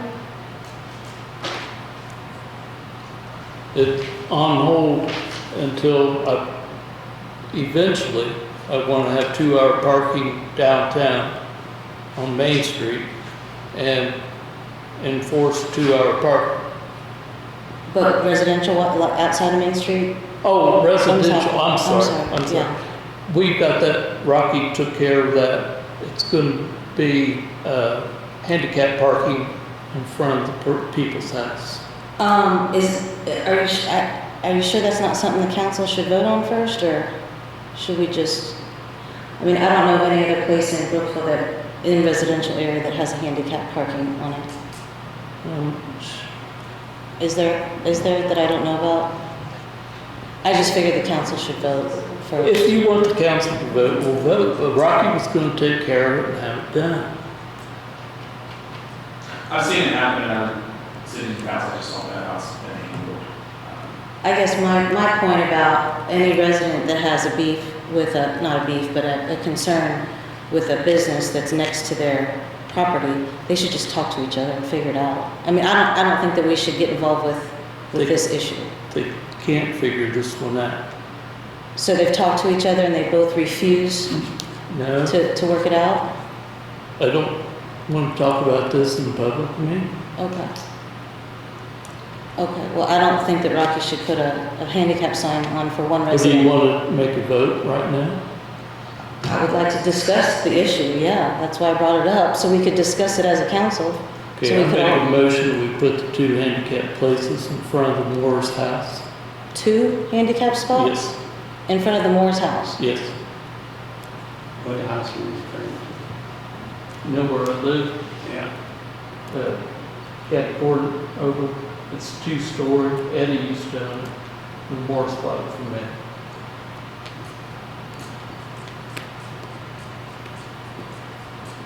Did you hear all that, Rick? Are you aware of it? Did you hear him? Okay. So John made a motion to put 2 handicap spots in a residential area next to a personal property that's next to that's across the street from a business. Is there a second? Rick seconded it. Now it's time for discussion. If we start getting involved with residents and businesses in parking, we're going to talk about this every single meeting because there are a lot of people that want a designated spot in front of their house that live in the residential area. I just think this is opening a can of worms, and this business, when they talked about, rezoning, they came and said that this location has been a business for 50 years with no problems whatsoever. And all of a sudden now it's a problem that they asked for a rezone. Danielle. It's a different kind of business. Yeah, Renee, if Renee had one person a day, he was happy. But- Danielle and Nick have a really good business. It's something that Brookville should want to have everywhere. I mean, people should study Right, but they didn't start yesterday. They've been there for a while. Yeah, and this came up, the boards came up. I guess it's been something they've wanted to do. They haven't been able to do it, but again, I don't want to talk about their interaction in public meeting. I mean, I think we have to, John. I just don't think it's a good idea for the town to get involved with something like We first this. went with residential parking, and Rocky said that is opening a can of worms, but the handicap is not, because you have to have a handicap plate, a handicap sticker to get one. It's not going to be everybody going out and saying, hey, But- I want a handicap from my house. Why not? I mean, how many handicapped people do we have in Brookville that would love to have Well, a designated residential then spot that's come in- handicapped? Come in, what's the problem with it? If we can help people that are handicapped, I don't have a problem. I just don't think the government should be involved in this type of issue. I think, You don't think the government should put out handicap spots? I don't think that we should be involved in this issue. I think that the residents should figure it out with the business owner. Well, you got that feeling, we'll take a vote. Take a vote. All in favor of putting 2 handicap spots in front of the Moore's personal residence? All opposed? Motion dies for lack of a majority, so there won't be any handicap. Oh, Afraid you told me I can. you can abstain? Is that what you said? Did you say you abstain? Okay.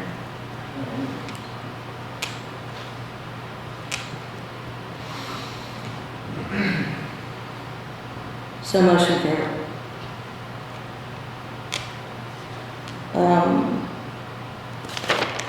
The next is, the last thing I have is this 2024 Community Collaboration Fund Grant that's been given out by the Indiana Economic Development Corporation. It's up to a $40,000 grant with a 25% match. This is a community collaboration grant that's a program designed to inspire new collaborations between entrepreneur support organizations to serve Indiana's entrepreneur ecosystem and fill the gaps. This is about education, connection, and acceleration.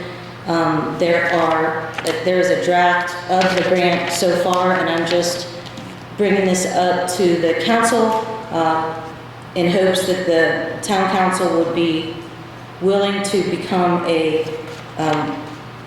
partner in this grant. So far, the partners are Jenny Fowler of the Small Business Association, the Franklin County Community School Corporation, who is instilling a business entrepreneur program into their curriculum in the fall for the first time ever.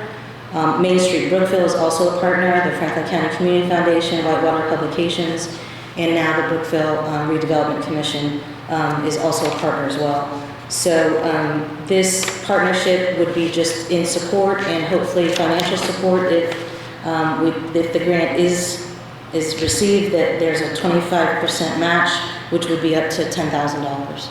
And so if my goal with this is to get all these different organizations to give a little bit so that we can get up to the 10,000 to kind of prove to the IEDC that we are committed to business entrepreneurship in Brookville.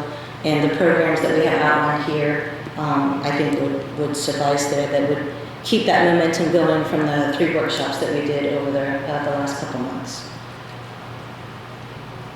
And I can send you guys all this information. I'm just, hoping that there's a motion to say that you support the program, and we can put you on as put us on as a partner.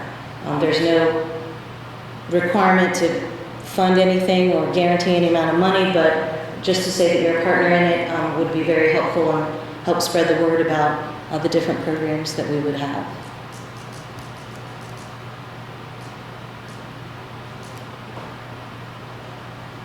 So does anybody have any questions? Would anyone be willing to make a motion to just say that you support the program and the application? Because it would be applied under the town of Brookville. I make that motion. Support. Dan made a motion to support the Community Collaboration Fund Grant. Is there a second? Rick seconded. All in favor? All opposed? Motion carried. Thank you. That's all I have. Anybody have anything else? Any things from the public?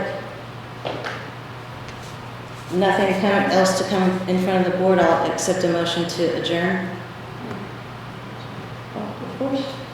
You want to put your mic on? Yeah. This, I guess, is to Tim. With them shutting down one, the traffic that's on Reservoir Road, I know Reservoir Road is a county road, but obviously where our golf course comes across is our responsibility if we put that drain in there, so I assume it's our responsibility. With the traffic that's on there right now, how is that going to work with where you guys repaired that drain? If it tears it up, are we going to be responsible to put that back? Because that road is a disaster right now. Where the culvert was put in, it was filled, the ditch was filled with flowable fill. and then I believe 53s, and then it was concrete on top, so it's in really good shape. That part is probably in better shape than the rest of the road. And I realize that there's a lot of trucks that are up there, and they're running out the sides of the road, everything. Mud covered in some places. All the ruts down the side. Yeah. Terrible. I was just wondering, if it tears that up, are we held, responsible to fix it, or is the county fixing it? I think our responsibility has been fulfilled. It's been fulfilled? Yes, and I think it's in good shape. I don't think that part will get tore up.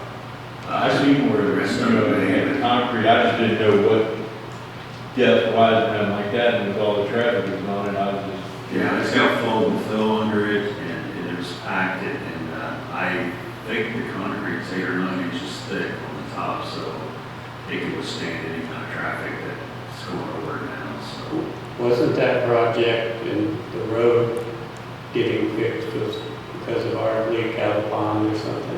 Yes. So it would still be a county road, I would think. Yes. We were just responsible for the damage we did. That we did, right? So if somebody tears up the county road, Yeah. Yeah. even the job we've already done, I don't think we would be responsible to replace it. But that's, I'm sure that the county supervisor okayed everything that was done on the ditch work.